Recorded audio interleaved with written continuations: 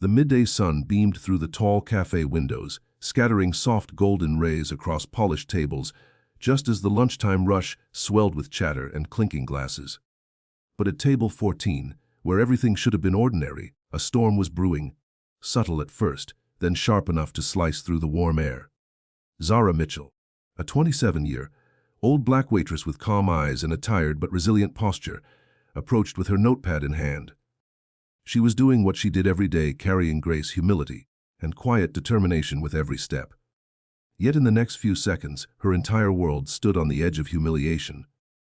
A wealthy man reclined arrogantly in his chair, smirking as he waved her closer. His voice cut through the room with mocking confidence as he said he'd give her 100 Zalaozen if she could serve him in Chinese. Words dripping with disbelief, ridicule, and the assumption that a woman like her could never rise above what he thought she was. The cafe went silent. Heads turned, Zara froze, and in that excruciating pause, no one yet knew they were seconds away from witnessing something extraordinary. If you believe in kindness, respect, and second chances, please like, comment, share, and subscribe to Good Deed Stories to keep these stories alive. The day had begun like all the others for Zara, early, exhausting, and heavy with responsibility. She had taken 2 buses to reach her shift, gripping a worn-out textbook the entire ride, studying vocabulary words in the dim dawn light. Most people had no idea that after leaving the cafe each evening, she attended night school before heading home to care for her ill grandmother. Life had not been kind, but Zara moved through it with a quiet strength that made her unforgettable to those who truly noticed. Yet the world rarely noticed people who moved quietly. At table 14, the man who had mocked her, Tyler Grayson, stared at Zara with an amused expression that carried the full weight of privilege. He was a millionaire entrepreneur with a massive online following, known for his luxurious lifestyle and frequent displays of wealth. Today, he had come into the cafe with friends, speaking loudly, laughing at crude jokes, and taking up space in a way that demanded attention. When Zara approached politely, he seized the moment to make her the center of another spectacle. He didn't see her exhaustion. He didn't see her humanity. To him, she was a target, a prop in his private show of arrogance. Zara felt her heart hammering against her ribs. She had been mocked before, many times, for her accent, her skin, her background, her quietness, even her intelligence. But something about this particular moment cut deeper. She could feel whispers forming around the cafe, people watching with curiosity instead of compassion. Her throat tightened as heat spread across her face. Yet even amidst the humiliation swelling inside her, a calm clarity rose inside her chest, something she had spent years nurturing in silence. Tyler leaned back, arms folded, waiting for the laughter to follow. His friends grinned in anticipation. Zara lowered her eyes for a split second, gathering her breath, gathering her worth, gathering all the years of hard work that had shaped her. And then she lifted her head with a composure that made the room lean in. She opened her mouth and spoke, not just in Chinese, but with fluency that caused shockwaves to ripple through the cafe. Her voice moved with elegance, confidence, and flawless pronunciation, delivering the full-service introduction exactly as he had demanded, but with a politeness he did not deserve. Gasps filled the room. The arrogance on Tyler's face collapsed, replaced by stunned silence. His friends froze mid-laugh, mouths hanging open.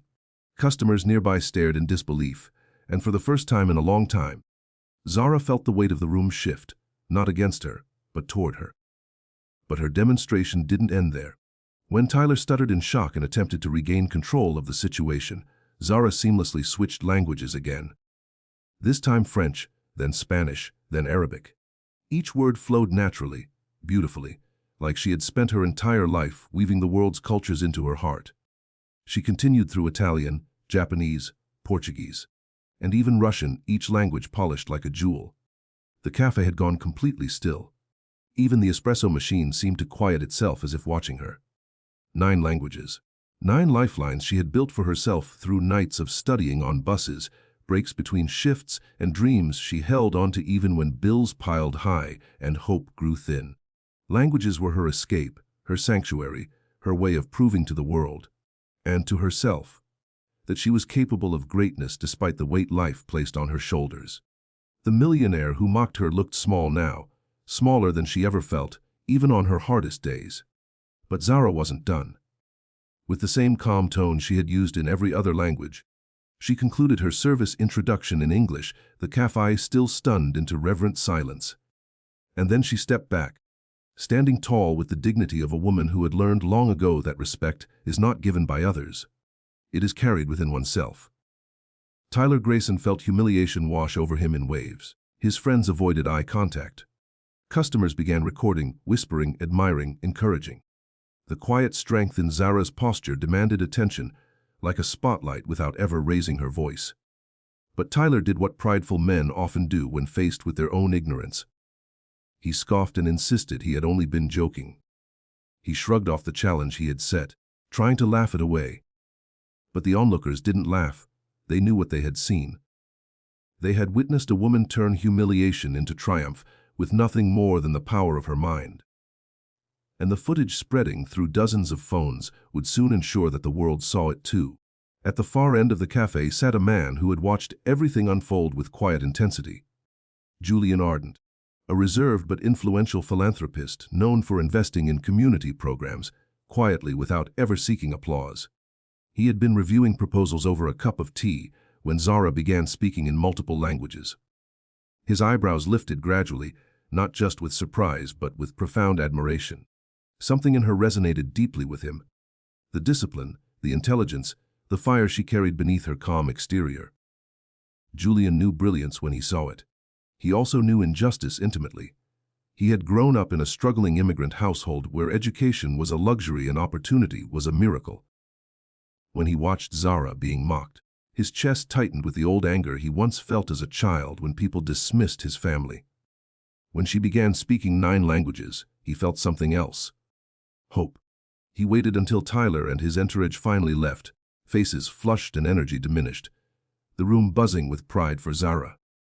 She stood near the counter afterward, breathing slowly, wiping her eyes quietly when she thought no one was watching. Years of pressure weighed on her shoulders again. Fear, confusion, disbelief at what had just happened. Julian approached her gently, his voice soft yet steady. He didn't shower her with praise or overwhelm her with the attention she had already received. Instead, he asked how long she had been studying languages. Zara explained her long journey: self-study, online resources, borrowed textbooks, late nights, early mornings, all while balancing caregiving and 3-part-time jobs. She spoke shyly as if her achievements were small things, but to Julian, they were extraordinary. He left the cafe that day with something lingering in his thoughts. A name, a talent, a woman whose quiet perseverance had lit a spark he couldn't ignore. The next week, Zara received an email from the Ardent Foundation inviting her to interview for a translator and cultural liaison position. One with a salary large enough to transform her life completely. She thought it was a mistake. She had never applied. She had never imagined anyone would see value in her beyond serving tables. But Julian had seen her. He had seen brilliance where another man saw only an opportunity to mock. He had seen resilience where another saw vulnerability. He had seen potential that the world often overlooked simply because it wasn't wrapped in wealth or privilege. At the interview, Zara's nerves trembled, but her voice did not. She answered every question with the same calm clarity she had shown in the cafe. She demonstrated her language skills again. This time not to prove her worth to someone who doubted her, but to share her passion with someone who recognized it. Julian offered her the position immediately. The day she signed the contract, her grandmother cried with relief.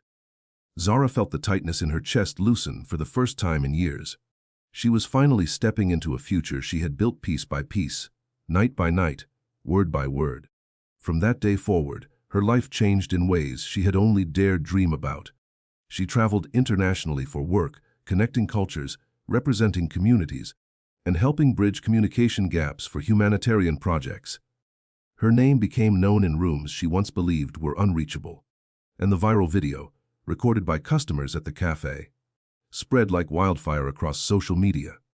Millions watched the moment a young black waitress shattered stereotypes, humbled a millionaire, and rose purely on her own merit. Many reached out to praise her brilliance. Some offered opportunities. Others shared their own stories of being underestimated. Even Tyler Grayson attempted to apologize publicly. But Zara had moved far beyond the shadow of that moment. She wasn't defined by his ignorance. She was defined by her resilience. If this story touched your heart, please like, comment, share, and subscribe to Good Deed Stories so more people can feel the power of kindness and courage. Special request. Comment below which part of Zara's journey inspired you the most. In the warm daylight of her new office in the Ardent Foundation, Zara often sat near the window, watching sunlight dance across the city she grew up in. She remembered the cafe, the mockery, the years of struggle. But she also remembered the moment she chose dignity over humiliation, strength over silence, knowledge over fear. She had been underestimated, dismissed, spoken down to, but she never allowed those voices to define her. Today, she lived as proof that brilliance exists everywhere, often hidden beneath the weight of survival. And as she prepared for another global project, she took a deep breath, smiled softly, and embraced the life she had earned word by word, language by language, moment by moment.